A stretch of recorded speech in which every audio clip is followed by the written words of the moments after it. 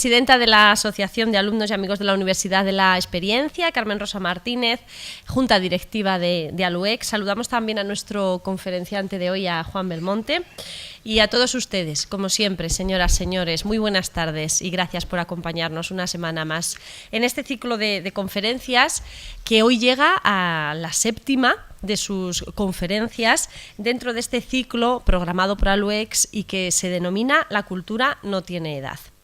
Descubrir Albacete, descubrir la historia de Albacete, descubrir a las gentes de Albacete y además hacerlo de una manera tan asequible, tan cercana y tan sencilla, pues este es uno de los grandes retos que desde sus inicios también se marcó ALUEC. Ha sido un reto, pero que semana a semana se ha ido transformando y seguro que coinciden conmigo en que se ha convertido en un logro constante, ya que todas las semanas descubrimos algo nuevo y nos sorprendemos con algo nuevo. Hoy descubriremos la figura del Marqués de Molins, de don Mariano Roca de Togores. Conoceremos qué contribución hizo a la vida cultural, social y política de Albacete del siglo XIX. Muchos somos los que conocemos su nombre, la mayoría, también por la calle que hay en Albacete, pero no tanto su obra. Un desconocimiento al que hoy nuestro ponente, Juan Belmonte, seguro que pone fin. Y se lo presento ya de manera resumida. Juan Belmonte Guardiola es natural de Albacete, es doctor en Filología, licenciado en Filología Románica y también en Filología Hispánica. Ha desarrollado su vida profesional en el campo de la educación. Como catedrático de Lengua y Literatura Españolas, ha estado destinado en varios institutos, entre ellos el Instituto de Educación Secundaria de Almansa, José Conde, y de Albacete, en Amparo Sanz y Bachiller Sabuco.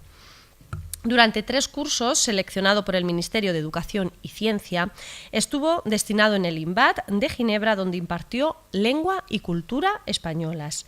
Desde 1990 pertenece al Cuerpo de Inspectores de Educación, destinado primeramente en Murcia y desde 1994 ya en Albacete. En el ámbito universitario también destacamos su faceta como profesor tutor y colaborador de la UNED en Albacete, donde tiene asignadas materias que son de su especialidad, por ejemplo, de su especialidad en el título de grado de Lengua y Literatura Españolas. Como docente ha realizado numerosos cursos de formación, también ampliación de estudios, tanto en España como en el extranjero, en la Universidad de Ginebra, programas europeos en Trento, Roma, y así podríamos seguir. Asimismo ha impartido cursos, ponencias sobre temas relacionados con su actividad profesional, también ha escrito artículos y realizó su tesis doctoral sobre don Mariano Roca de Togores, Marqués de Molins. Parte de este trabajo se publicó por el IEA con el título de la obra periodística del Marqués de Molins, artículos no coleccionados en sus obras. Es por el Instituto de Estudios Albacetenses. Bien, pues con Juan Belmonte y con este acercamiento a la figura del Marqués de Molins les dejo y espero, como siempre, que disfruten. Pues buenas tardes, bienvenidos a todos y agradecer primeramente a ALUEC que me haya invitado a este ciclo de conferencias para el presente curso.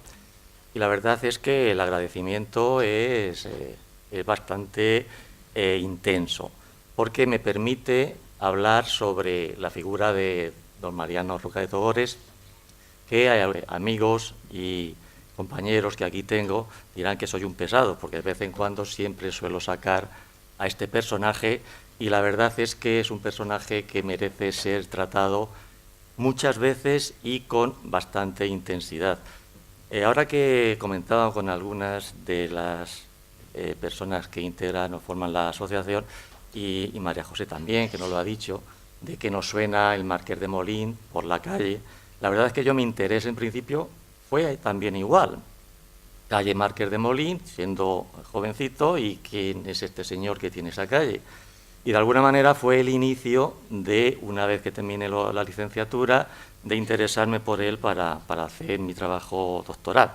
Pero bueno, en principio este señor constituye una de las figuras, digamos, más protagonistas del siglo XIX.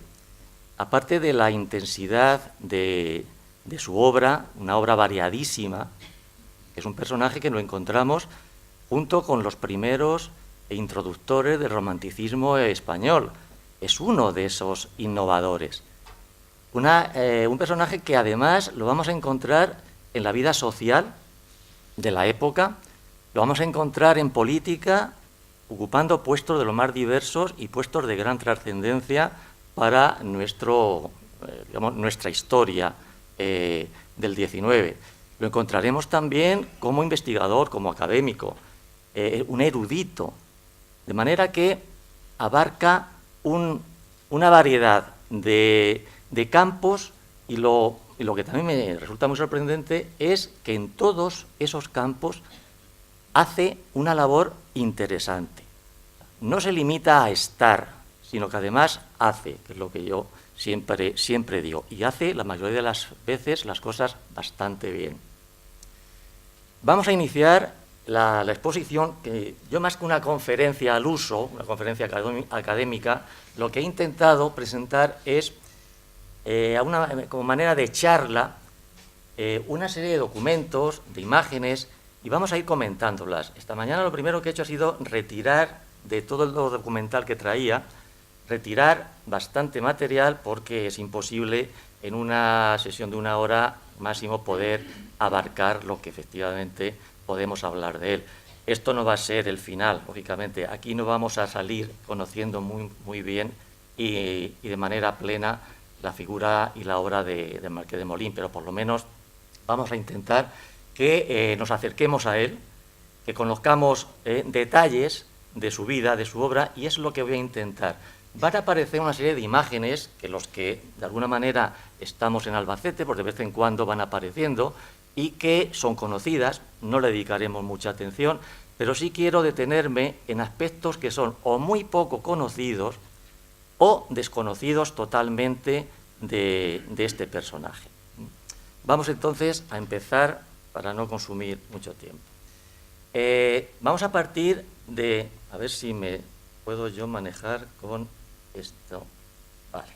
Vamos a partir de un lugar, un edificio, una casa de la calle La Feria de Albacete, de una fecha, el 17 de agosto de 1812, puesto que en esa casa que tienen ustedes ahí, y en esa fecha, nació un niño, fue el cuarto hijo, tercer varón, del conde de Pino Hermoso y de la condesa de Villalea. Ella con raíces albaceteñas, él con raíces de Orihuela, el padre. En la partida de bautismo tenemos que nació a las 9:30, que sus padres, lógicamente los nombres, que a él le pusieron el nombre Mariano de las Mercedes, José, etcétera, etcétera. Tampoco vamos a tener más detalles. Fue bautizado en la iglesia de San Juan Bautista, toda iglesia, no catedral, y además nos encontramos con un dato también muy curioso, la fecha del 18, como bien se sabe, los bautizos se hacían prácticamente a las pocas horas del nacimiento, más que nada pues porque había mucha mortandad y para que estuvieran cristianados, ¿cierto? Pues bien, es curioso y mucha gente se pregunta, ¿y por qué nació precisamente en esa casa? Pertenecía a algunos familiares de la madre, de la condesa Leal. ¿Por qué nació allí y no nació precisamente en la casa palacio que el padre tenía en lo que es el Altozano? Esa es la fachada de la casa palacio, el patio interior aclostrado, que ya desapareció, se construyó en el solar. Ese edificio, que algunos sí que recordarán, en el Altozano, que era el antiguo Banco Central, que después también se ha derruido y que en su lugar se edificó lo que es hoy el Banco de Santander, que también están reformándolo ahora. Parece ser que la razón era que había desavenencias matrimoniales en el momento de que llegó el parto. Hay también quien dice que es que venían de viaje camino de Orihuela, donde también tenía otro palacio, que ahora es una biblioteca, que se mantiene como todo lo que es la estructura externa, y que pues le vino el dolor del parto y que de alguna manera se sentiría más respaldada con la familia materna, puesto que estaría más acondicionada también la vivienda que no la casa palacio. En definitiva, sea por una cosa o por otra, el caso es que tenemos a un paisano que va a tener una gran trascendencia en el siglo XIX. Vamos a dar ya un salto y nos vamos a encontrar a un Mariano Roca de Togores, escolarizado en Madrid, en un colegio, el de San Mateo.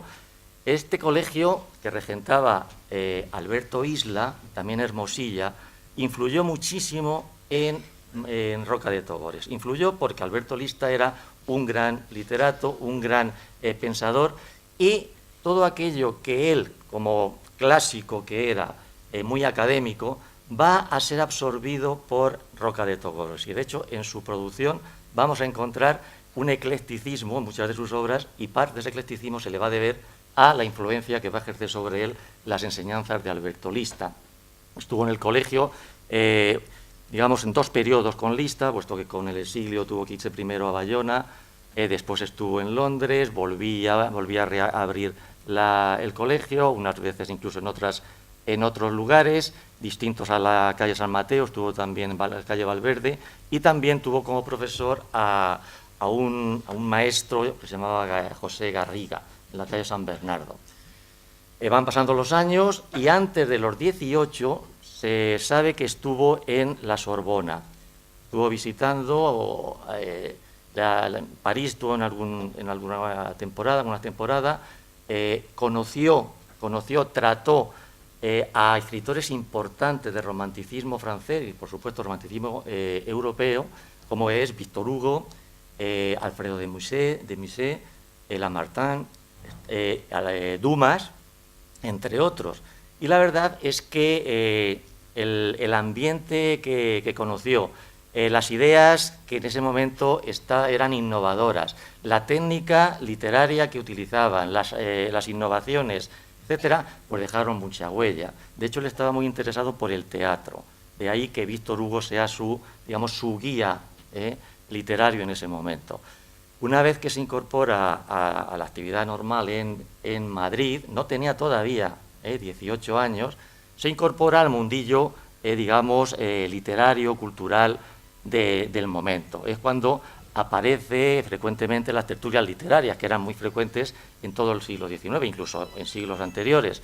Es cuando nos encontramos a Larra, Espronceda, Zorrilla, mesoneros romanos, los Madrazos, los pintores, etcétera, etcétera, que acudían a esas tertulias, lógicamente porque todos ellos estaban imbuidos de esa moda, de esas ideas que les venían de Europa, y que allí era el lugar, pues, pero para hablarlas, para comentarlas, era donde exponían sus obras, sus creaciones, comentaban, se hacían las críticas, y precisamente en esa tertulia, una de las más conocidas, que es la de El Parnasillo, que se encontraba en los anexos del Teatro del Príncipe, del Teatro Español posteriormente, es ahí donde era un lugar bastante cutre, que diríamos hoy, pues se celebraban esas reuniones. Allí, entre otras, fue cuando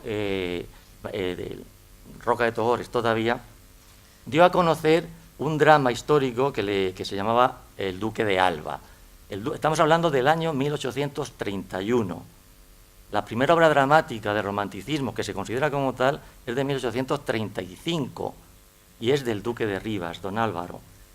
Se adelanta 4 años al Duque de Rivas, a don Álvaro. El problema es que esa obra la presentó allí porque dice que él no se atrevía a hacer una representación en un público, digamos, normal, porque pues, las innovaciones iban a ser tan extrañas a ese público que pues no quería, digamos, sufrir ninguna decepción. De manera que era una obra para un teatro de amigos, familiar, y no llegó a representarse en público. De ahí que no pueda ser considerada como o si no, la primera obra dramática romántica. Digamos que se representó 15 años después, en 1846, con el nombre de La espada de un caballero. Como veremos, fue representada en el Teatro del Príncipe, tuvo bastante buena acogida, pero bueno, ya fueron 15 años, además la renovó, la modificó. Son años de una gran digamos, intensidad y actividad, tanto en la vida personal, la vida, digamos, cultural, etc. Aparecen ya en estos años 30 en el que estamos, aparecen ya sus primeras publicaciones. El cuaderno de la izquierda, que es el de la memoria poética de Mariano Roca de Togores a sus amigos, es la primera, digamos, publicación. Es un cuadernito que tiene no más de, no sé si llegará a 20 páginas. Tiene unas composiciones, sonetos, tiene romances, tiene alguna oda, dirigida pues eso a sus amigos. Nicasio Gallego es el primero que aparece ahí, al que le dedica una composición. También una oda a la reina María Cristina. 31, tenía un añito escaso, Isabel, la que iba a ser Isabel II, también menciona, en definitiva, que es ya la primera publicación tiene 18, 19 años en este caso, porque era en el 31.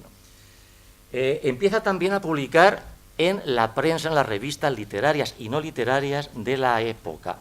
Casi todos los escritores románticos tienen sus publicaciones en estas revistas y en estos periódicos. Además, la prensa del 19, sobre todo, posiblemente en la segunda, a partir de la desaparición de Fernando VII, el regreso de los exiliados, adquirió una importancia, una trascendencia a nivel social, cultural, tremenda.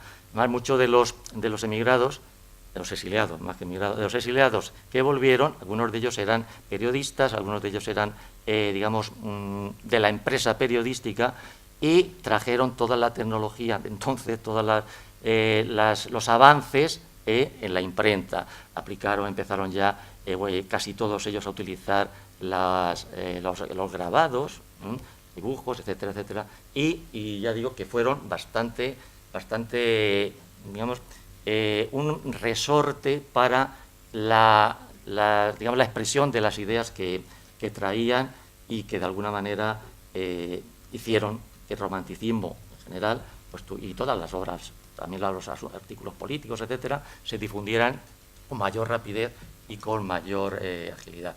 De hecho, Cartas Españolas, que es la que tenemos ahí, fue también la revista donde por primera vez aparecen publicados un poema de Pronceda. O sea, hay muchísimas revistas, periódicos, pues No me olvides, que lo tenemos aquí también. El Español, aquí me voy a detener porque resulta bastante emotivo. Un artículo es del 15 de febrero de 1835, perdón, 1837. Está fechado en el 15 de febrero.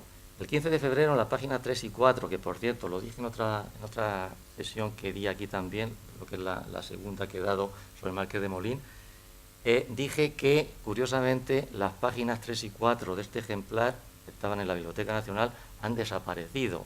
Yo me acuerdo cuando todavía había que estar mirando hoja por hoja de los diarios, de las revistas, de los semanarios, pues cuando llegué al Español, a esta fecha sabía que había publicado un artículo, pues eran 4 páginas las que tenía este periódico, faltaba la 3 y la 4, que es donde precisamente estaba recogido el artículo y publicado el artículo, que se llamaba el último paseo de Fígaro.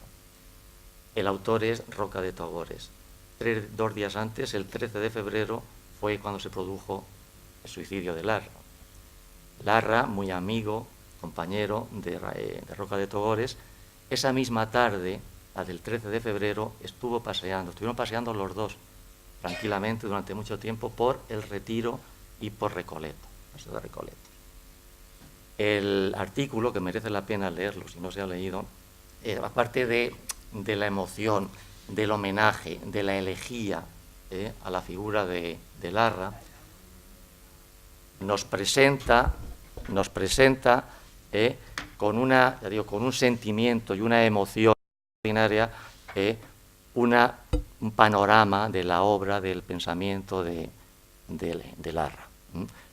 Pues bien, este día, curiosamente, el día 15, el día que aparece publicado el artículo, nació su primer hijo, que ahora hablaremos también un poco de su vida familiar. Bueno, he dicho lo de Larra. Precisamente el artículo menciona que cuando se, digamos, cae desplomado Larra en una mesa de un estudio, en su casa, la cabeza cae justo al lado de 2 o 3 volúmenes, exactamente los que eran, de las obras de Quevedo. Digo esto porque los dos estaban haciendo una especie de primero de lectura para colaborar en digamos, en escribir una obra de teatro que tuviera como protagonista a Quevedo.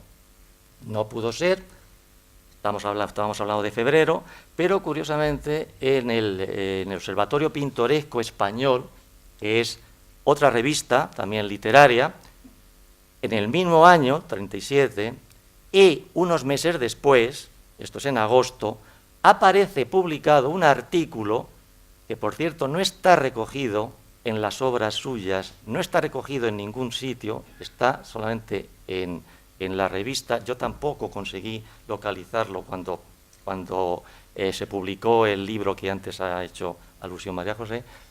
Aparece un artículo llamado Quevedo y primera parte continuará. La segunda parte no la he encontrado en ningún sitio.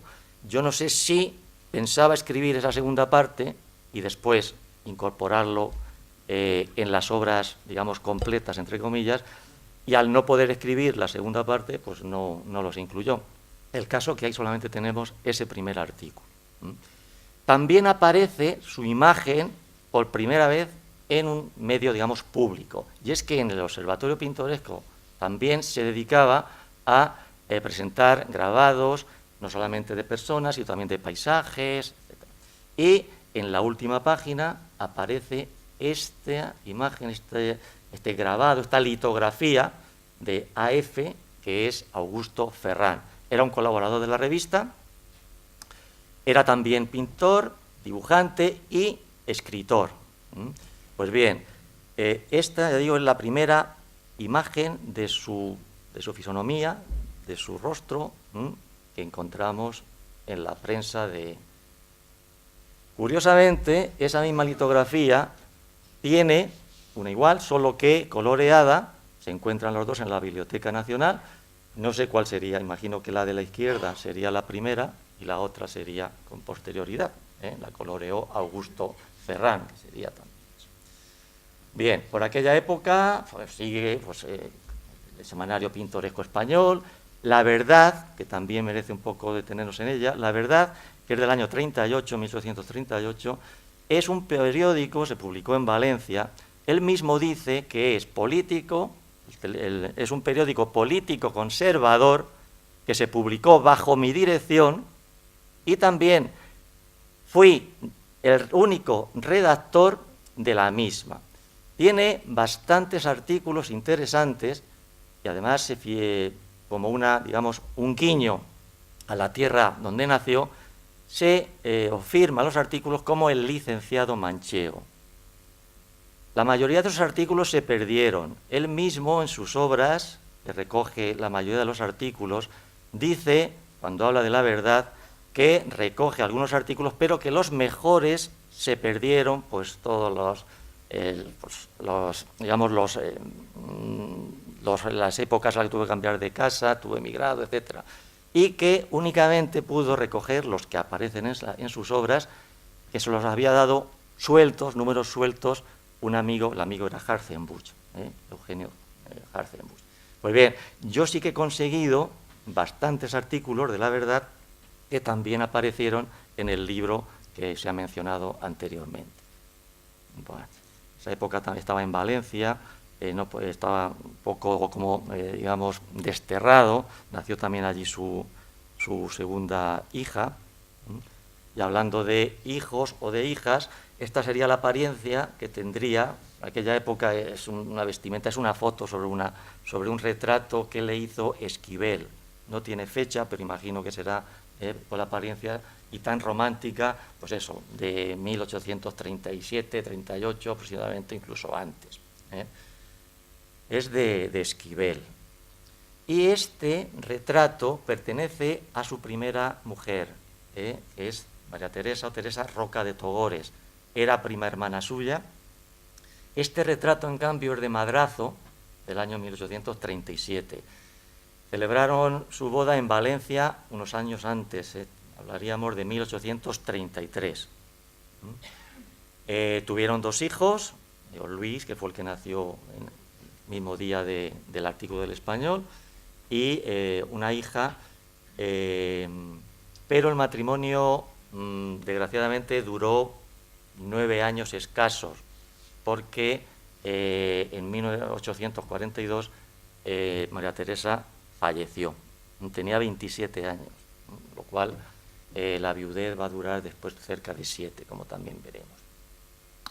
Mientras tanto, estamos en la década de los 30, pues va a ser la actividad muy intensa. Hemos visto ya bastantes aspectos que... ¿Esto que he hecho yo?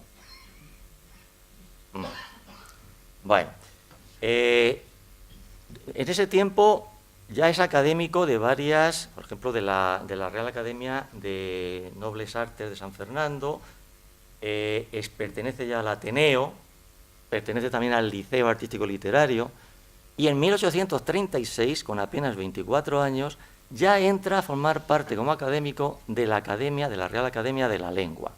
Me voy a detener aquí porque también es una etapa interesante en su vida. Ahí he puesto simplemente el sillón K, la letra K, que es la que Roca de Togores mantuvo durante toda su vida de académico en la Real Academia de la Lengua. Fue una digamos, duración de 53 años, puesto que hasta que murió en 1889, desde el 36, fueron, si no me salen mal cuentas, 53 años. A lo largo de, hasta que murió, fue a partir de 1886, le hicieron un homenaje por haber cumplido en el 86 50 años como académico, fue hasta su muerte el académico vivo más longevo como tal en la academia. Insisto en el aspecto de que siempre hizo cosas cuando estuvo. Como académico él ingresó, con 24 años, el discurso de ingreso fue, le gustaba mucho el teatro, insisto, las edades del antiguo teatro español. Hizo una gran cantidad de discursos de contestación a los nuevos académicos, entre ellos Campoamor le contestó, no lo voy a citar mucho, pero bueno, también a Cánovas en su momento, en 2 ocasiones, otro también como académico de la Real Academia de Ciencias Morales. Fue, y esto también es muy curioso, normalmente los discursos que hacen los académicos en sus tomas de posesión no era obligatorio en las Reales Academias, por lo menos en la de la Lengua. Él sí lo leyó, pero no era obligatorio. Había académicos electos que pasaban a ser de número sin necesidad del discurso. A propuesta suya, siendo académico, no está siendo todavía director de la Real Academia, a propuesta suya, en el año 1847, creo recordar, y fue aprobado, para abrir la academia a la sociedad del momento, propuso que todos los académicos electos, para ser de miembros de número, tenían que presentar su discurso, digamos, de investidura casi. Pues bien, fue aceptado y a partir del año siguiente, en 1848, ya fue necesario el discurso y además se publicaba y estaba en los kioscos. Era, según él intentó argumentar, y tiene razón, o tenía razón, era una manera de abrir la Real Academia de la Lengua a la sociedad y que la sociedad fuera o pudiera acceder, conocer, pues lo que de alguna manera se había dicho, se había trabajado, etcétera, etcétera. José Joaquín de Mora, el primero que tuvo ya que hacer obligatoriamente ese discurso. Pero es que no solamente fue miembro de número, sino que también fue director de la Real Academia de la Lengua, cosa que tampoco es muy conocida, y no 1 año ni 2 años. Fue, fue durante, pues si no recuerdo mal, de 1865 que fue interino, ese año el director de la academia era el duque de Rivas. Pues bien, murió murió Rivas y él ocupó, lo eligieron interinamente por unos meses en el 65 y en el 1860 ya fue elegido. Las elecciones duraban 3 años, el periodo de mandato. Y fue elegido durante 3 mandatos. O sea que estuvo hasta 1875. 9 y 1, prácticamente 10 años los que estuvo como director de la Real Academia de la Lengua. Y también fue muy inquieto en ese sentido. ¿Qué hizo? Pues hizo bastante. Por ejemplo, reestructuró la academia. Puso nuevos estatutos. Los estatutos de la Real Academia de la Lengua llevaban 150 años sin modificarse. La academia, si recuerdan, con Felipe V en 1715. Pues desde 1715, y estamos ya en 1765, no se habían modificado. Él lo puso, se modificaron y se aprobaron. También, como anécdota, pues se le consiguió que la reina Isabel II le aprobase una medalla conmemorativa que distinguía a los académicos y un uniforme. Pero más importante fue que, siendo el director, lo que propuso y también se aprobó es hacer extensiva la academia y llevarla a los países de habla hispana. De ahí que estén las academias colombiana, venezolana, etcétera, etcétera. Y eso fue una iniciativa y una propuesta siendo el director de la academia. Conforme después las repúblicas iban independizando, pues lógicamente también fueran las, digamos, academias hermanas de la lengua española en esos países. O sea que, como se puede ver, sus aportaciones fueron importantes. Aparte de eso, pues informes, trabajos académicos, los discursos, como ya decía, etcétera. Este cuadro está precisamente en la Real Academia de la Lengua, pertenece también, es un retrato de Madrazo, y lo he puesto porque tiene una de las condecoraciones, tuvo muchas condecoraciones, pero vamos a señalar alguna. Esta es la banda que tiene de la Orden de Carlos III, el gran collar, que también, ahí no lo lleva porque es lo que lleva en la medalla de la Academia, de Carlos III, y la banda y la gran cruz de Carlos III. Ya aprovechando que hablamos de condecoraciones, por citar alguna que también tiene el toisón o toisón, según decimos en francés, de oro, también se lo concedió Alfonso XII, en el 75. Entre otras, la cruz de San Gennaro de Nápoles, la cruz de Piana, la cruz de Pío IX, la rosa de Brasil, tiene también la de Calatrava, tiene la de Persia, etcétera, etcétera. Caballero de la Legión francesa, como también veremos. Bien, continúa su labor, a todo esto no se dedica a una sola cosa, continúa su labor importante, lo que vamos a decir también ahora. No he dicho nada todavía del político. El político, ya en sus escritos, con 18, 19 años, ya sus artículos mencionaba y criticaba el absolutismo de Fernando VII, algunos ministros de la época. En el año 1837, volvemos un poco atrás, que antes lo he dicho, se presentó por primera vez a diputado en Cortes por Albacete.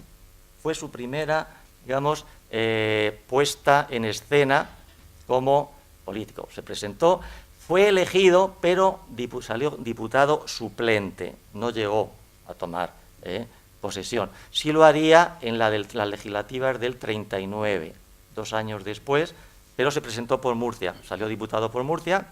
En el 40 fue el primer año que tomó posesión como diputado, intervino ya, fue secretario segundo, etc. En fin.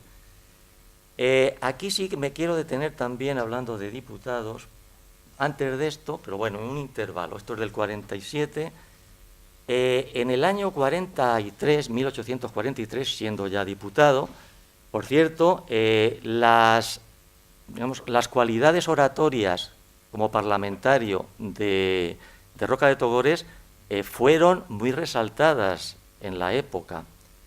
Llevaba solamente 3 años de diputado y de alguna manera en la prensa de la época, en comentarios de las sesiones parlamentarias, en las actas que se pueden comprobar, Roca de Togores, digamos que aportó desde el primer instante en el que entró al Parlamento una gran cantidad, digamos, primero de novedad, de frescura. De hecho, en el año ya 43 lo consideraban como uno de los 5 mejores oradores de la época, y estamos hablando de oradores de la talla, por ejemplo, de Martínez de la Rosa, o por ejemplo, de Salustiano Olózaga, que ahora vamos a hablar de él,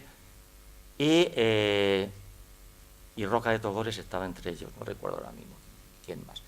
Incluso Benito Galdós, Benito Pérez Galdós, recoge en sus episodios nacionales, Narváez concretamente, para ser Benito Pérez Galdós, con lo mal que le caía a la mayoría de los personajes, lo ensalza, habla muy bien de su figura, de sus características, de su manera de hablar, que es un orador que cautiva, que en su conversación entretiene, y también hace mención de sus dotes oratorias. Incluso llega a decir, poco exageradamente, que cuando había debate en las Cortes iba a intervenir Roca de Togores, que las gradas, digamos, que se llenaban, como si fuera una plaza de toros, pero bueno, no llego yo a tanto. Bien, les decía, yo no sé si cuando llegue María José en tiempo, más que nada porque no sé si voy a poder llegar al final, tendremos que hacer una sesión, no sé cuándo, la segunda. Decía que en el año 1843, imagino que en algunos hay historiadores que recordarán, por cierto, el 28 de noviembre de 1843, hoy se produce el 173 aniversario de ese hecho, de ese episodio. Es el episodio que protagoniza la reina Isabel II, niña, porque llevaba muy poquito tiempo en el reinado, tenía 13 años y unos meses. El gobierno que presidía Salustiano Olózaga, 12 días escasos, y ese día 28, pues estas horas serían, por la tarde, en el gabinete de Isabel II, despachando Salustiano, le lleva, entre otras cosas, un real decreto para firmarlo que disolvía las Cortes y, lógicamente, había que convocar nuevas elecciones. No me voy a entretener, porque si no se nos va aquí casi el tiempo que resta. Pues bien, al día siguiente, 29, por la mañana, la reina dice que ha firmado un real decreto presionada, forzada, violentada, incluso físicamente, por Salustiano Olózaga, que era el presidente del Consejo de Ministros, era el ministro de Estado.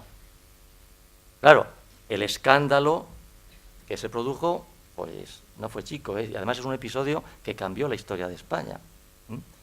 ¿Eso qué produjo? Pues produjo, primero, que exoneraron a Olózaga rápidamente, crearon un gabinete formado casi por moderados, no había ya progresistas, el Partido Progresista, pues lógicamente quedó en mal lugar, pero el hecho es que ese acontecimiento no ha sido resuelto realmente. ¿Qué ocurrió? Nombraron a González Bravo, era otro de los oradores que destacaba, y parece ser, lo nombraron a él en sustitución de Salustiano Olózaga, lo nombraron como notario para levantar acta de lo que había pasado. La reina dijo entonces la versión que daba, y es que no la había dejado salir, que ya no quería firmar, que cerró las puertas de salida del gabinete o del despacho de la reina, que incluso la cogió del vestido, que después le cogió la mano y forzó a que firmara ese real decreto. Hubo después unos reales decretos a partir del 1 de... Eso fue el 29 de noviembre, pues no se fue a partir ya del 1 de enero, ya en sesión parlamentaria, debates para aclarar lo sucedido, el acta ya estaba elaborada, levantó acta de esas declaraciones de la reina González Bravo. En definitiva, que después de 12 o 13 días más de debate parlamentario, la cosa fue complicando de tal manera, salió por pies Olózaga, huyó a Portugal, pero el caso es que no se llegó a resolver la cosa, fue una mentira de la reina, a lo que voy. esos debates, que fueron intensísimos y hubo una agresividad tremenda, sobre todo entre el Partido Moderado y el Progresista, no llevó a nada. Al final todo fue como un combate nulo, pero lo que sí sirvió es para que el Partido Progresista saliera muy tocado de ese episodio, empezara lo que se conoce, como bien sabéis, la década moderada. Con lo cual el Partido Moderado pues va a gobernar hasta el año 54, cuando venga la revolución. Pues bien, lo que quería destacar precisamente en este episodio es que fue el Roca de Togores el que con más agresividad se enfrentó a Salustiano Olózaga, que era un extraordinario orador. Destacan las intervenciones de él, de Roca de Togores, de González Bravo, por supuesto, también, de Martínez de la Rosa, la bando progresista por otro lado, lo que al final, incluso los historiadores con posterioridad, no hay documentos, no hay constancia de que eso fuera así, parece ser que podía quedar simplemente en una mentira forzada por la camarilla de la reina para evitar que gobernase el Partido Progresista, que había quedado también en minoría, por eso el interés de Salustiano Olózaga de que se disolvieran las Cortes, porque González Bravo había querido entrar en el gobierno, era un partido minoritario suyo, no, con lo cual, al verse en minoría Salustiano Olózaga, algo parecido a lo que hemos vivido hace poquitos meses. En definitiva, sobre todo me interesaba destacar lo de las intervenciones en ese sentido de Roca de Togores. Nos encontramos ya a Roca de Togores ministro, año 47, bueno, se ha estrenado también La espada de un caballero, ha estrenado también en el año 37 su obra Doña María de Molina, que fue muy bien recibida. Estamos hablando del año 1937, en el Teatro del Príncipe, incluso tuvo, que para la época era una barbaridad, se estrenó en el Teatro del Príncipe y tuvo una acogida tal que tuvo 15 representaciones, creo recordar, que eso es una barbaridad para una obra en aquella época.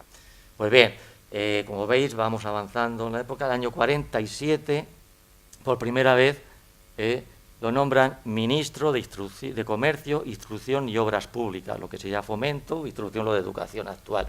Estuvo muy pocos meses, porque enseguida pasó a ministro de Marina, lo nombraron, pero durante ese periodo también hizo cosas. ¿Qué hizo? Pues reorganizó no la Real Academia Española, que ya hemos visto, sino todas las demás, la de Historia, la de Bellas Artes, la de Ciencias Morales, e incluso un decreto suyo que, si a alguien se le ocurre entrar en la página o en la web de la Real Academia de Ciencias Exactas, Físicas y Naturales, lo primero que se encuentra es con un decreto de creación firmado precisamente por Roca de Togores, tan agradecidísimo. Le dio la misma consideración que las demás, real, la misma estructura, 36 miembros, de los cuales 18 los elegían los propios académicos, y los otros son por designación real, no podemos pedirlo todo. Muy bien. Incluso creo que restableció el sistema métrico decimal, que estaba en desuso en ese momento, pero recuerdo. Enseguida, pocos meses después, fue, ya digo, nombrado ministro de Marina, que después repitió en muchísimas ocasiones, en diferentes gobiernos y en diferentes periodos. No deja de ser curioso que un hombre nacido en La Mancha pues pudiera ser ministro de Marina. Se le criticó en principio ese nombramiento, pero después ha pasado por ser uno de los mejores ministros de Marina de todas las épocas. Desde el Marqués de la Ensenada, decían que no había habido otro. En el Ferrol están agradecidísimos, o estaban, incluso tiene una calle allí. Veremos incluso ahora otra de agradecimiento, otra muestra. Pues bien, el retrato que tenemos aquí, no es que viniera en la Gaceta de Madrid, pero lo he puesto ahí para también ir adelantando, es de esa época, o sea, la apariencia que tendría Roca de Togores en el 47, porque este retrato es de 1847, es una obra también de Madrazo, pero es más pequeñito, es sobre zinc, un óleo sobre zinc, que se conserva en el Palacio Guevara de Lorca. En esta época aparece su iconografía en bastantes cuadros, periódicos. Aquí tenemos un cuadro muy conocido, que es el de Esquivel, es del año 1846, un año anterior a lo que hemos visto antes, es el de los poetas contemporáneos. No solamente hay poetas, que sí están, ahí se ven a Duque de Rivas en el cuadro, Espronceda en el cuadro del fondo a la derecha, está, por supuesto, Roca de Togores, pero hay pintores, está el propio Esquivel ahí en el centro, está Zorrilla, que es también como se llama el cuadro, la lectura de Zorrilla lo que es en el estudio del pintor. Hay también actores, está Julián Romea, hay también pintores, están los Madrazos, etcétera, etcétera. Hay periodistas, hay también redactores de periódicos, etcétera, etcétera. Y el Marqués de Molín es el que está, yo he visto en algún sitio que es el de rojo, no es el de rojo. ¿Se ve? Está a la izquierda, debajo del cuadro, que es el Duque de Rivas, hay un señor de rojo, que es Pezuela. Ese no es el Marqués de Molín, el de rojo, que dicen que es el de rojo, no, si para que no se pueda ampliar más, es el que está justo a la izquierda, mirando de frente el cuadro, ese es el Marqués de Molín. Además, por la cara se ve en los cuadros que hemos visto anteriormente, los retratos, que es él. Bueno. En el año siguiente, 1800, con relación a lo del ministro, aquí tenemos una carta autógrafa del Marqués de Molín comunicando al Senado que por real orden, aparece también en la Gaceta de Madrid, pero he puesto esto porque es más personal, le comunica al Senado que ha sido nombrado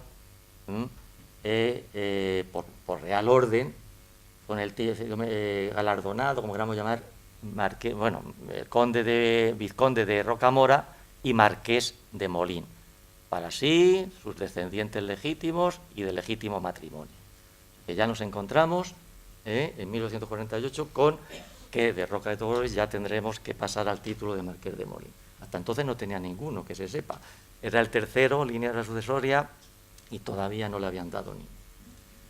Este es el blasón que a partir de entonces utiliza Molín. El de la izquierda en azul es el que tenía como Roca de Togores y añade el molino plateado, bueno, la rueda de molino y el haz de flechas. Y ahí tenemos también lo que aparece en muchas de sus cartas, como membrete, digamos, la M, que es la que añade Molín, entrelaza a la R de Roca y está coronada, lógicamente, por la corona de Marqués. Un cuadro también muy interesante, es de 1848, o sea, de la 48-49, de la época, la apariencia que tendría. El conde de Pino Hermoso, de ese momento, es su hermano, Juan Nepomuceno, Roca de Togores, y el Marqués de Molín. Es una obra de un pintor sevillano, se encuentra esta obra en el Museo del Prado, pero no está expuesta. Es una obra muy, muy grande, tiene más de 3 metros y algo de largo por 2,90 o casi 3 metros de alto. Y tiene también una particularidad, y es que en esta época es raro encontrarnos con que el motivo principal, que normalmente son retratos, aparezcan montados a caballo, a la manera, digamos, inglesa, y sea lo que resalte y el motivo central del cuadro. También es interesante, se verá, el título del cuadro es El conde de Pino Hermoso y el Marqués de Molín paseando a caballo por las afueras de Sevilla, porque si se fijan, el fondo es Sevilla, se ve pues, elementos simbólicos y monumentos significativos de Sevilla. Nos encontramos con pues, la Torre del Oro, la Giralda, la Catedral, el Guadalquivir, y como curiosidad, el carruaje que se ve, digamos, en un espacio intermedio entre los caballos y el fondo, ese carruaje está ocupado por 2 señoras. Una es la condesa de Mascarell, que era la esposa del conde de Pino Hermoso, y la otra es, en ese momento, la prometida del Marqués de Molín, que es precisamente con la que meses después se va a casar. Es Carmen Aguirre Solarte y Alcíbar, era una de la dama vasca, nobleza vasca, nació en Inglaterra porque su padre era un banquero bastante acaudalado, en ese momento ya estaba huérfana de padre, y que en 1849, después de 7 años de viudez, va a contraer matrimonio, ya en esta ocasión en Madrid. Este retrato, también muy conocido, es de Madrazo, es de 1850, un año más o menos, unos meses después de casarse. Y en la derecha sí que es una fotografía de Carmen, es unos 10 años después. El matrimonio tuvo, dicen 5 hijos, yo he encontrado 2 más, no es que sean naturales, sino que a través de cartas y demás he podido localizar a uno, porque normalmente había muchos abortos, partos que nacían muertos, los niños o morían a las pocas horas. Hay que recordar, sino a Isabel II, que tuvo un montón de partos que morían, nacían prácticamente muertos o morían enseguida. Vivieron 5, pero los otros 2 tuvieron algún tiempo de vida. De hecho, ahora veremos una carta donde le da el pésame y lo siente, el sentimiento que expresa a la reina Cristina, María Cristina, en el año 55, que tendría, pero no se sabe qué niño es el que murió, y otro en el año 71, ese sí, se llamaba Juan Nepomuceno, pero que no aparece los datos de la biografía del Marqués de Molín, por lo cual los 5 se convierten para mí en 7, ahora hablaremos si llegamos. Es una época también, estamos ya en los 50, una época que continúa, la escritura de creación de Roca de Togores, ya con el ajetreo, para decirlo de manera más vulgar, más popular, creo que llevaba en las academias, en la política, la vida familiar, pues no dejó, no es que no dejara de escribir, pero sí que nos encontramos con una obra más, digamos, más erudita, más de investigación, más de estudio, de otro tipo, más festiva en cierto modo. Artículos periodísticos sí, sobre todo de carácter político, pero yo creo que no tenía tanto tiempo para ello. Pero no dejó, ya digo, de publicar. Aquí tenemos una muestra, que es la de las 4 Navidades, otra es el Belén. Estos son fruto de esas,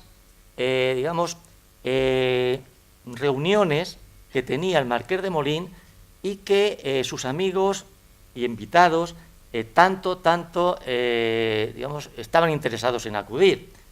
Normalmente las celebraba casi todas las semanas esas reuniones en el Palacio de Miraflores, aunque no era suyo, en la en el Paseo del Prado, calle del Prado entonces, número 28, y curiosamente donde estaban las dependencias del Ministerio. No sé si habrá cambiado la numeración o no. Pues bien, sobre todo en el Paseo del Prado era donde recibía la Nochebuena de cada año, que podía, porque el año 52 no pudo ser, 54 no pudo ser porque se tuvo que exiliar, fue cuando estaba en la Revolución del 54, hasta el bienio progresista, y que se marchó, la familia estuvo primero en Murcia y ya tuvo que irse al extranjero, digamos, como destierro. No estuvo mal, estuvo en París residiendo y estuvo en Roma, o sea que tampoco digamos que el exilio no fue tampoco muy como diríamos, sufrido. Sí que celebró esas sesiones en el 51, 53, 55 y 56. Ahí fue donde después recopila y en el 57 publica las 4 Navidades. Estas obras, tanto una como otra, han sido muy mal interpretadas por algunos críticos y algunos autores que han escrito algo sobre la obra de Molín. No voy a decir quién ni de qué manera, pero no lo ha leído, no ha entendido qué intención tenía estas digamos, obras. Lo que pretende siempre el Marqués de Molín en estas celebraciones es precisamente eso, celebrar la Nochebuena el día 24. Día 24 de diciembre, de todos los años que podía, pero esencialmente nos referimos a esto, invitaba a su casa amigos de todo tipo. Amigos, pues allí va por el de Rivas, Espronceda, Larraijo, el conde de Cheste, políticos, etcétera, etcétera.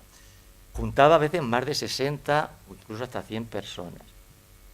Les hacía una invitación por escrito donde decía que los invitaba tal día, tal hora, pero que tenían que llevar aguinaldo. El aguinaldo consistía, como eran pintores, muchos de políticos, músicos, etcétera, en llevar como aguinaldo alguna, digamos, alguna obrita, algo, un poema, algo, para ofrecer. Siempre el motivo era la Nochebuena, la Navidad, el Niño Jesús, el nacimiento, etcétera, etcétera. Algunas veces incluso le decía cómo tenían que llevar lo que hicieran, unas veces pues a lo mejor con consonantes forzadas. Hacía un soneto invitatorio por parte de Molín, lo recibían los invitados y ellos, utilizando ese mismo soneto, tenían que hacer composiciones, uno de ellos tiene Albacete para rimar, y ahí aparecen las composiciones intentando forzar, de ahí lo de consonantes forzadas, rimar palabras que muchas veces ni siquiera se sabía cómo hacerlo, rimar Albacete, setas y no sé cómo. Pero bueno, esto en diferentes situaciones. Uno era consonantes forzadas, otro era reproducir todos los documentos que se utilizan en la administración, memorándum, resoluciones, solicitudes, actas, etcétera, etcétera. También es complicado. Otro a base de romances, etcétera. Pues bien, esto no fue bien entendido y creían que esto era algo que se escribía tal cual y que era una correspondencia entre todos. Bien. Esto en la prensa de la época era prácticamente era como una nota de sociedad. El día siguiente, a los 2 días, según como cayese, pues estaban los periódicos mencionando lo que había ocurrido en la cena de Nochebuena de ese año en concreto y hablaban de quién había existido. La del 56, que es la siguiente, del 57, perdón, que es la forma era de un periódico, o sea, tenía que llevar artículos igual que la estructura de un periódico de la época, el editorial, las notas de sociedad, lo que ocurría esos días, el folletín que también tenía, etcétera, etcétera, las noticias del extranjero, y con ese digamos, material se elaboró el periódico que se llamó precisamente, no podía ser de otra manera, El Belén. Ese periódico, igual que pasó con las 4 Navidades, se dedicaba normalmente a obras de caridad. Después, una vez que se editaba, se daba pues, a las damas de honor y de corte para que ellas hicieran con la venta de esas publicaciones, pudieran recaudar dinero y después hacer obras de caridad. El Belén, que fue del año 57, el que hizo después, que está precisamente recogido creo que es en la época, pero son varios días, varias hojas. Pedro Antonio de Alarcón, el novelista, el cuentista, pues asistió a esa celebración de la Nochebuena del 57 y eso fue el 24 al 25, pues el día 29 y días sucesivos, 30 y 31, tiene un acta de todo lo que fue ocurriendo en esa cena de Navidad. Cuando entran, quienes asisten, qué es lo que pasa, quién lee una composición, quién lee otra, quién interpreta una melodía al piano, etcétera. Después cómo pasan al comedor, qué les dan de comer, de cenar, etcétera. Hay baile y tal, y terminan a las 4 de la mañana con los churros correspondientes, como se ve que era costumbre. Pues bien, pues eso fue también algo que ocurre en esta etapa. Esto vamos a ver si lo consigo ver. Como una curiosidad también, tenemos esta partitura, Juanita o la Perla de Aragón. Le digo que aparece en muchas situaciones que no se explica. Esto es la música es de Iradier, de Sebastián Iradier, músico importantísimo también, murió en el 65, pero muy popular, era un gran músico, organista, correctamente. Fue también el maestro de música de la emperatriz Eugenia Montijo, la emperatriz de la mujer de Napoleón III. Estuvo en Francia bastante tiempo, los años 50 a 60 prácticamente estuvo en Francia. Fue un gran conocedor de los ambientes aristocráticos, le gustaba además mucho y hacía por ser tener la facilidad de ser bastante reconocido. Tuvo mucho éxito, sus canciones fueron cantadas en los teatros, y y en los salones de la aristocracia a lo largo de prácticamente todo el siglo XIX. Es el gran compositor de habaneras, estuvo también en Cuba. Las habaneras en principio se inspiró allí, algunas de ellas son muy conocidas, todavía se canta lo de La Paloma, es una composición de Iradier. Pues bien, encontramos como autor de la letra de Juanita, la Perla de Aragón, al Marqués de Molín. Esto sería aproximadamente, yo imagino que se conocían ya de Madrid, coincidirían en París, y yo calculo que sería precisamente a mediados, los años que estuvo en París. También tenía bastante trato con la emperatriz Eugenia y asistía a sus fiestas.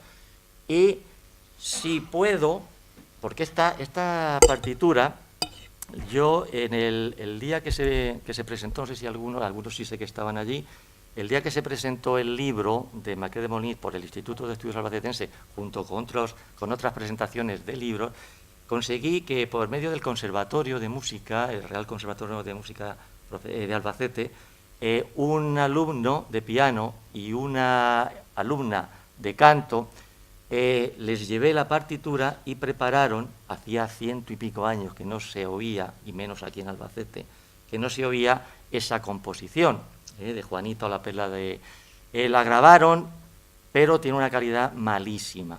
Afortunadamente, como ahora en Internet hay muchos, resulta que profesores del Conservatorio de Música, no sé si es de Sevilla, hace muy poquito tiempo, después de la época que estoy hablando, que fue el año 2006, me parece, cuando se presentó aquel libro, creo que es el 2014, han publicado un CD con las perlas, las perlas del siglo XIX, de canciones populares del XIX. Y precisamente, si puedo y sé hacerlo, vamos a ver si esto está con guitarra. La partitura es para piano. Oh,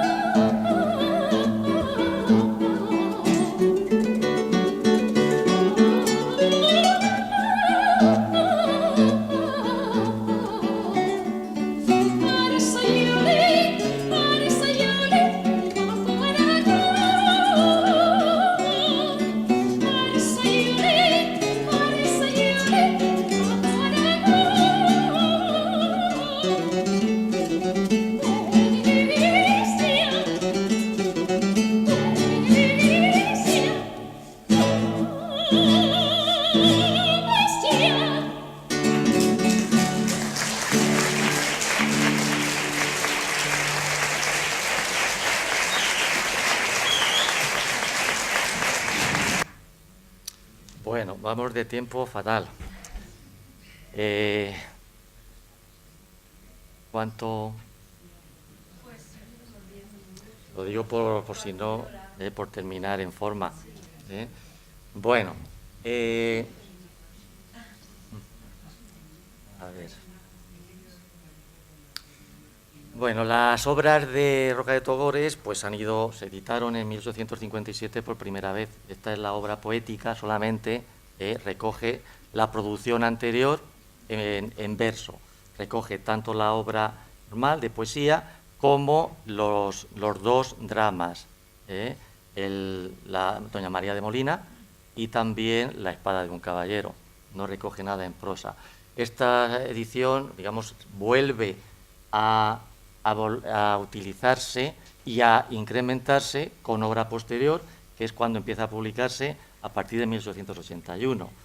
A esos 9 volúmenes, pues las 2 tomos de poética, 2 de dramática, las 2 de opúsculos críticos y literarios que ya incorpora la prosa, 2 de discursos académicos, ya tenemos 8, y un volumen dedicado a la vida y obra de Bretón de los Herreros. La producción y aún así no está toda completa porque hay todavía por ahí mucho material que no está, por supuesto, en esas ediciones, ni siquiera después se ha ido recopilando. Lo de los artículos sí, que es lo que yo hice, como hemos dicho antes, para el Instituto de Estudios Albacetenses. Estas son ya producciones vamos a ir pasando. Esta es La Manchega, del año 74, que no es una obra que merezca la pena, a pesar de que consideramos que es como una obra emblemática de Roca de Togores. Lo es por el título, pero que ni el tema en sí, además muy poco alejado de la realidad, pero bueno, está dedicado precisamente, está en la Biblioteca Nacional, a su amigo Abelardo López de Ayala. Aquí quería detenerme, pero no voy a tener mucho tiempo. Vamos a ver, la ideología, digamos, política de Roca de Togores lo sabemos ya desde sus primeros artículos y en el partido en el que ha militado. Sus principios eran, digamos, el orden, no sé si será el mismo que él pretendía, familia, religión, patria, monarquía, libertad. Él perteneció al Partido Liberal, la corriente conservadora, moderada, como queramos llamar, media, como él dice en algunas ocasiones, y esa, digamos, no digo reverencia, pero esa defensa que hacía de la monarquía la llevó hasta sus últimas consecuencias. Él no quería una dinastía monárquica, borbónica, por supuesto, absolutista. De hecho, fue defensor desde el primer momento de la dinastía que representaba, lógicamente, Isabel II. Durante su minoría la defendió, y defendió, lógicamente, a la reina gobernadora, a su madre, a María Cristina, defendió a Isabel II cuando así lo requería, que ya era reina, siguió defendiendo la dinastía, y aquí ya con más dudas a partir de cierto momento, porque él era partidario de Alfonso XII, la restauración en su hijo, con el título de Alfonso XII.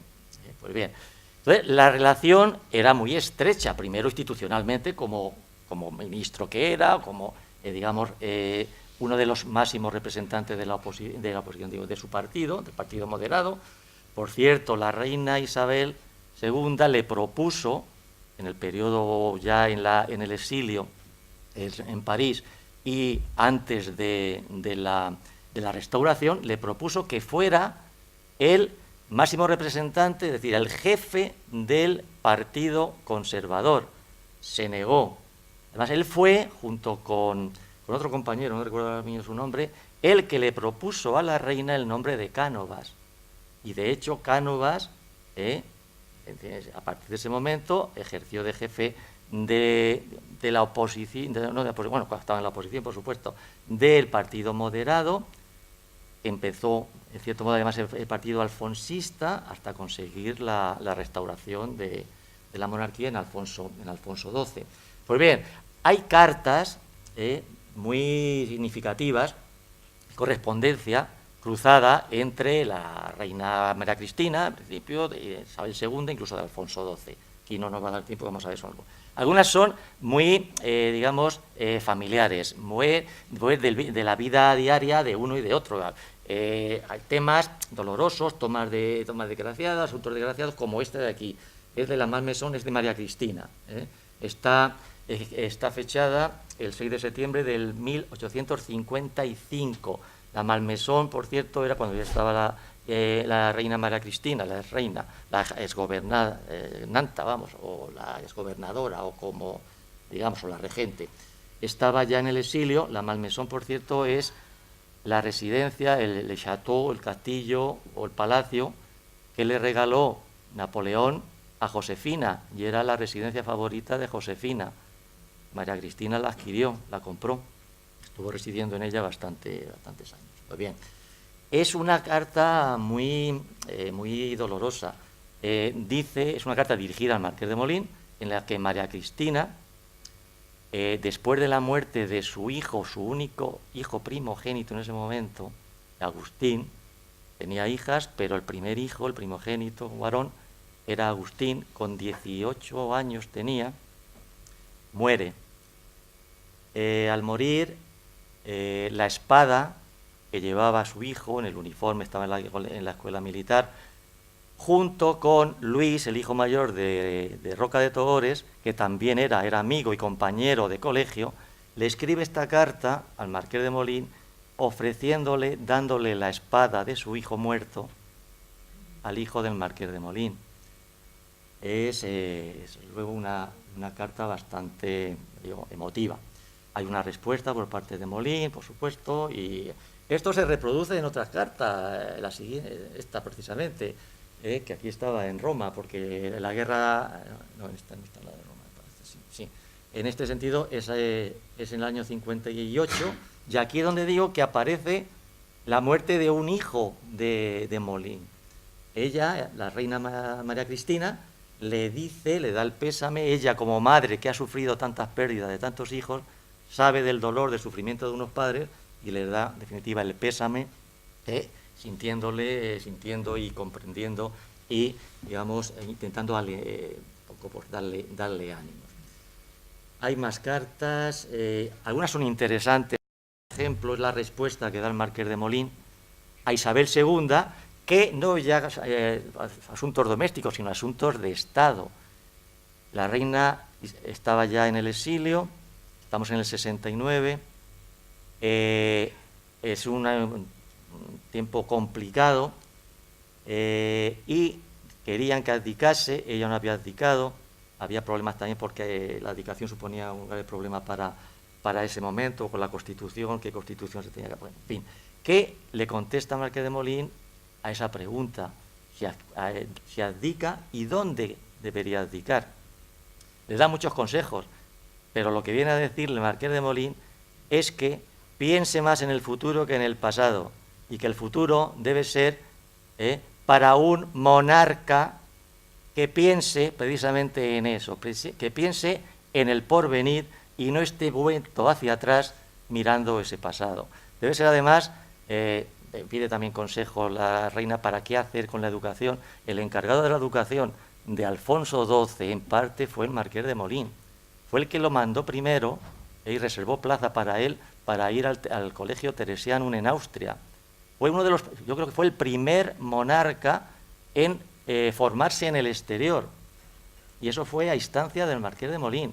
Le reservó plaza en el Colegio Teresianum en Austria.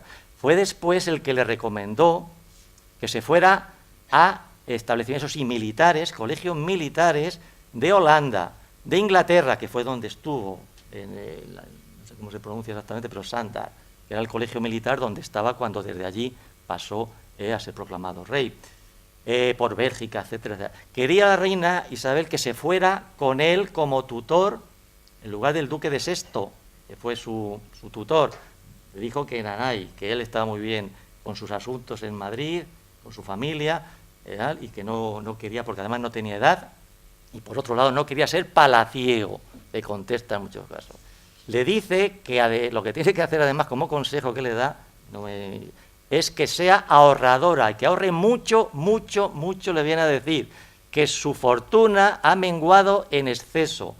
En París se dedicaba a gastar lo que no tenía, y uno de los consejos, que de alguna manera es un súbdito, es un buen vasallo, pero le decía las cosas como se tenía que decir.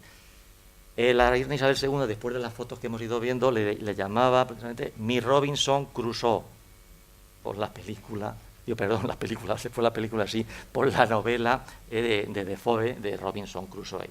Por el aspecto que tenía, era muy peludo, con la barba, etcétera, pues le llamaba Mi Robinson Crusoe. Fue también la madrina del hijo pequeño de Marqués de Molín, que se llamaba Alfonso, igual que su hijo.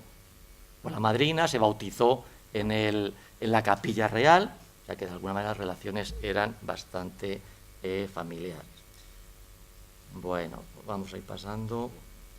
Aquí tenemos la imagen que podía tener Marqués de Molín, precisamente en el año 1875, cuando la restauración de Alfonso XII, el primer gobierno, antes de ser proclamado rey realmente, cuando viene, bueno, el gobierno provisional, con Cánovas al frente, ya encontramos ministro de Marina de nuevo, al Marqués de Molín. Esto aparece es en diciembre del 74, 29 de diciembre. La imagen que tenemos ahí grabado corresponde a esta fotografía. Esto es de un fotógrafo muy conocido a mediados del siglo XIX. Es un fotógrafo francés, Jean Logan, que se encuentran estas fotos en la Biblioteca Nacional.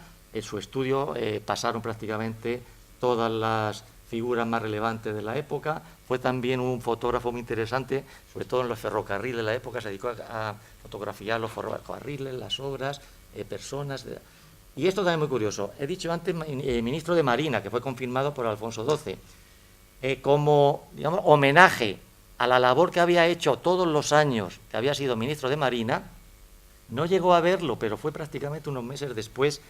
Le pusieron a un buque que se había botado en 1889, creo recordar. Es un acorazado cañonero, el nombre de Marqués de Molín. Este barco que aquí tenemos es el Marqués de Molín. Estuvo navegando hasta 1921, o sea que estuvo bastante tiempo. No llegó a participar en una contienda, ni siquiera en la guerra de Cuba, tampoco intervino.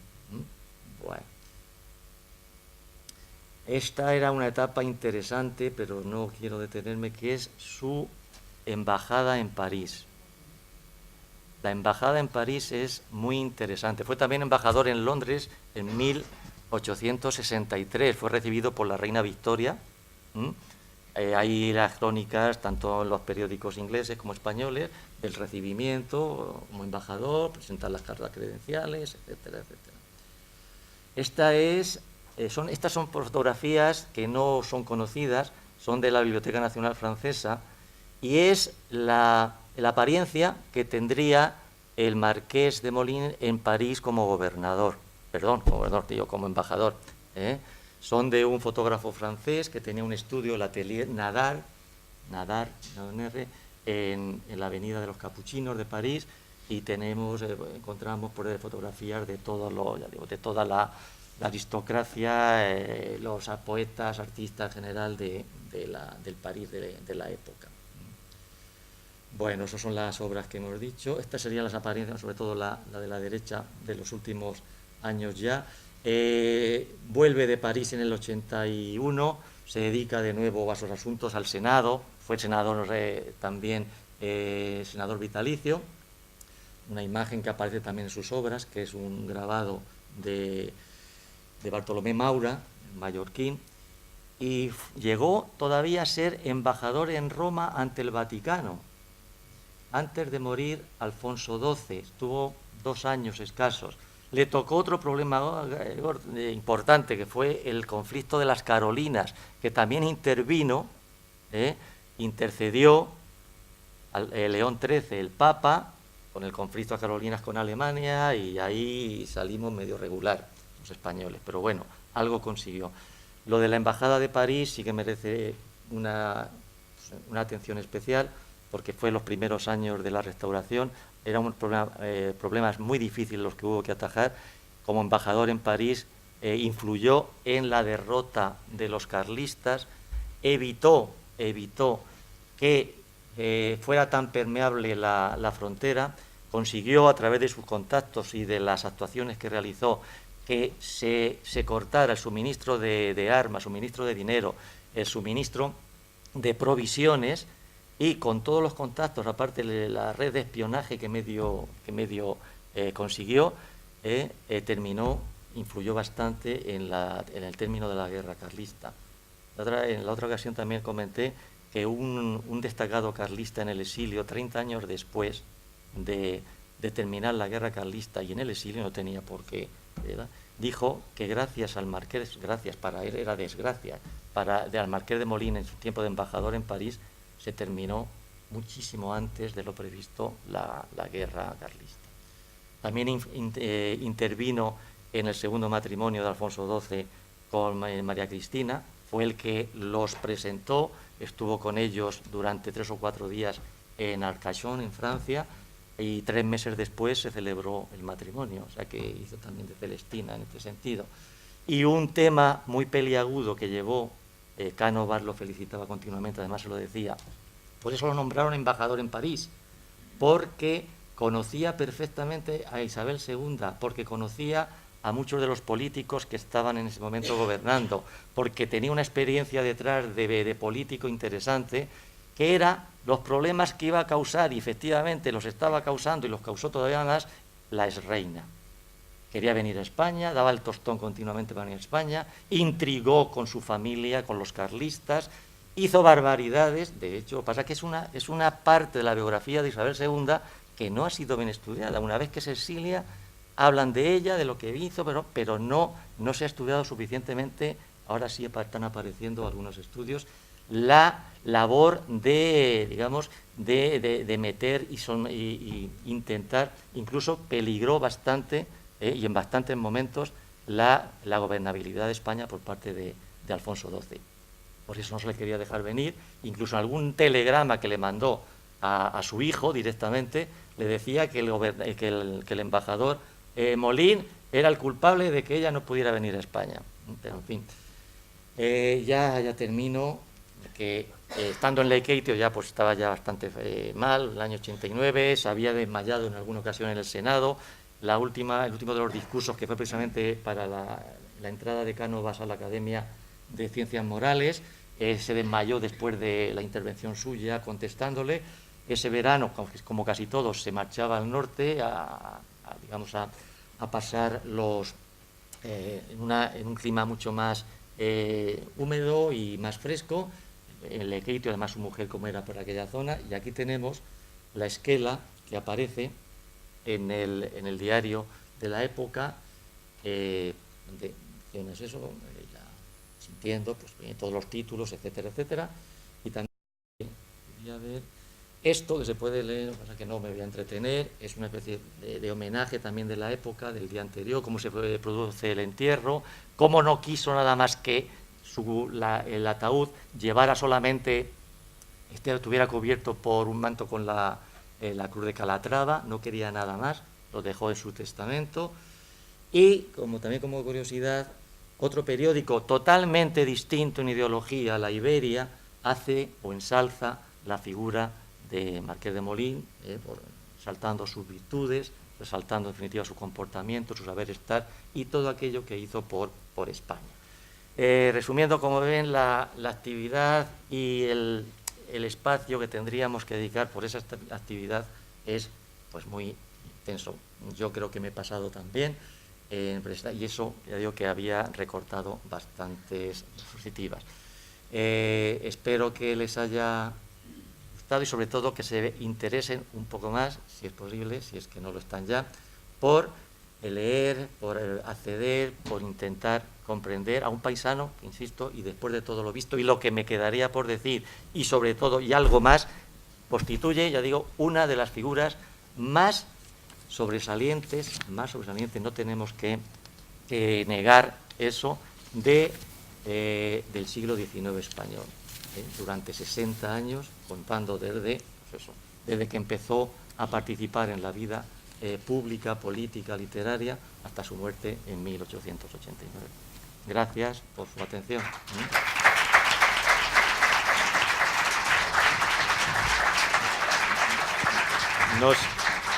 no sé si habrá alguna pregunta. Vamos a preguntar. Muchísimas gracias. Ha sido muy interesante y además estaba escuchando y lo estaban comentando que bueno, que da para otra conferencia, ¿verdad? Y que hemos descubierto facetas totalmente desconocidas. Ajá, muy bien. ¿Hay alguna pregunta, por alegro. favor? Si hay alguna... A ver...